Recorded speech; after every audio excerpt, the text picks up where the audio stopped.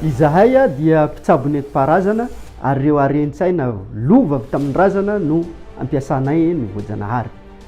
Mampiasa ny rivotra madio, ny zavaboary, ny fisotroany rano mafana matetika ary ny fidiovana amin'ny rano sy ny fitaovana mifanandrify amin'izany no iombonanay amin'ny sehatra moderna hatramin'izay hiadivana amin'ny coronavirus.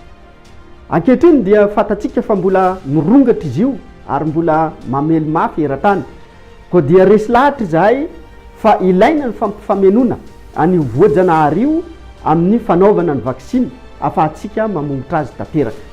Izahay mpitsabo nentim-paharazana rehetra eran'i Madagasikara zany sy ny fiarahamonina izay mifandray aminay eo amin'ny lafiny fikojakojana ny fahasalamana dia ampahafantarina sy entanina fa miara-mentana hisehatra nentim-paharazana sy ny moderna amin'ny fampifamenona izany fiadina amin'ny coronavirus zany amin'ny fampiasana ny vaksiny afahantsika mamongotra tanteraka ny coronavirus eto Madagasikara.